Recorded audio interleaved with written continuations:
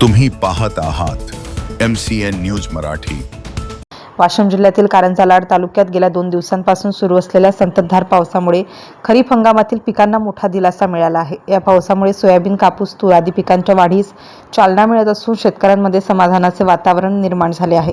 जुलै महिन्याच्या सुरुवातीला पावसाने पूर्णपणे दडी मारल्याने तालुक्यातील हजारो हेक्टरवरील खरीप पिके करपण्याच्या मार्गावर आली होती। पावसाअभावी पिकांची वाढ खुंटली होती, तर अनेक भागात दुबार पेरणीचे संकट निर्माण झाले होते।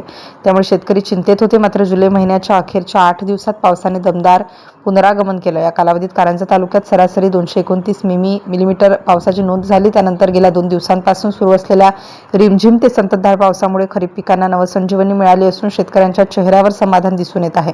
महसूल विभागाच्या आकडेवारीनुसार तालुक्यातील सर्वच महसूल मंडळांमध्ये समाधानकारक पाऊस झाला आहे। उंबरडा बाजार महसूल मंडळात सर्वाधिक 313.2 मिलीमीटर पावसाची नोंद झाली। या पावसामुळे तालुक्यातील ओढे नाले वाहू लागले असून जलसाठ्यातही वाढ होत आहे।